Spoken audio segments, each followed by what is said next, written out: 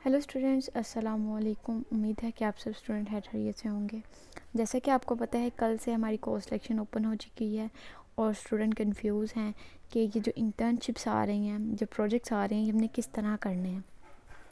आज मैं वीडियो लेके आई हूँ MGTI 619 की इंटर्नशिप एंड रिपोर्ट पे कि इन दोनों में से कौन सी बेस्ट है।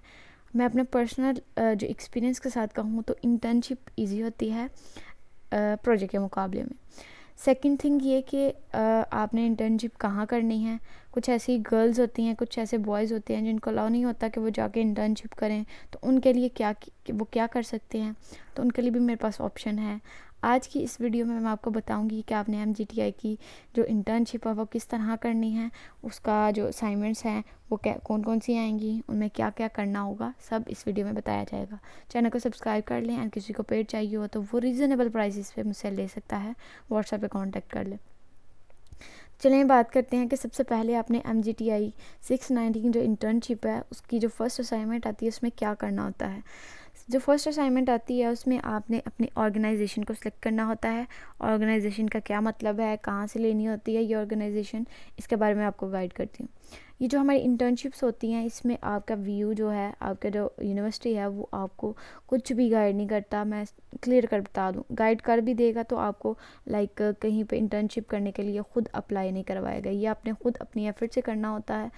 सेकंड थिंग ये कि जो MGTI की इंटर्नशिप है ये आप किसी भी ऑर्गेनाइजेशन में कर सकते हैं। किसी से मुराद ऐसी ऑर्गेनाइजेशन जहाँ पर HR डिपार्टमेंट हो, क्योंकि आपकी जो MGTI की इंटर्नशिप है ये आपकी HR मैनेजमेंट जो डिपार्टमेंट होगा उसी में हो सकती है।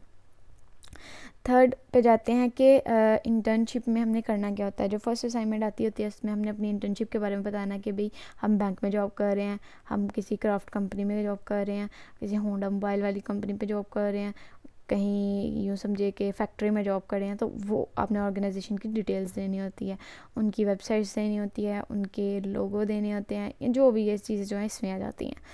जो सेकंड असाइनमेंट होती है वो हमारी होती है इंटर्नशिप का सर्टिफिकेट।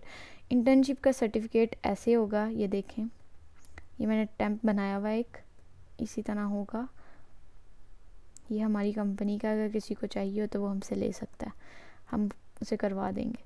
थर्ड जो असाइनमेंट आती है वो आपका IEF यानी कि इवैल्यूएशन फॉर्म होता है, जिसमें आपने अपने इंटर्नशिप में जो जो किया होता है, जिस डिपार्टमेंट में किया होता है उसके बारे में डिटेल्स देनी होती हैं।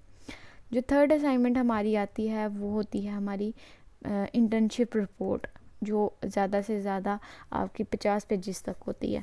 40 से ऊपर और 50 से नीचे, कभी कभी 70 पेजेस की भी हो जाती है। तो ये देखिए, मैं आपको थोड़ा सा इसका ओवरव्यू दिखाती हूँ क्योंकि मैं प्रॉपर आपको सारा दिखा नहीं सकती। ऐसे मैं स्क्रॉल करती जाऊँगी, आप एक दफ़ा देख लें। ये देखिए, ये सारा कुछ इसमें लिखा हुआ है।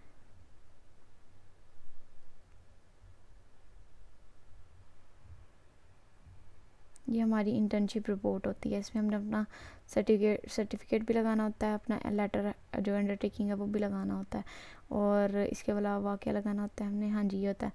ये थी हमारी इंटर्नशिप रिपोर्ट।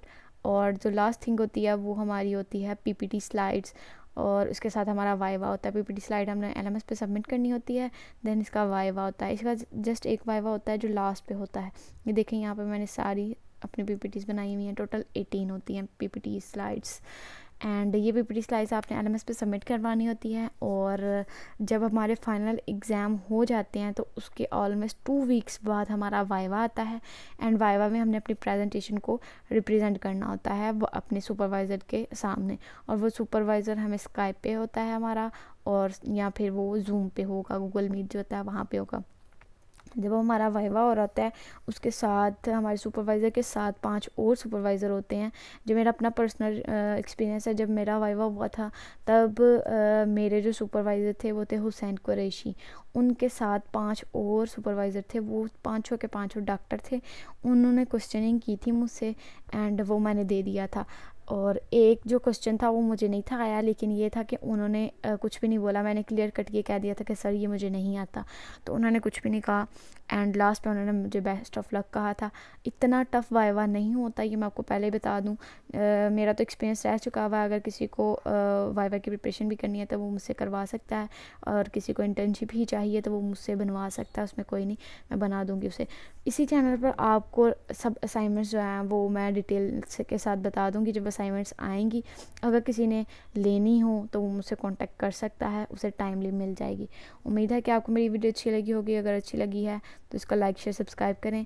मिलते हैं अपनी नेक्स्ट वीडियो में, तब तक के लिए अल्लाह हाफ़िज़।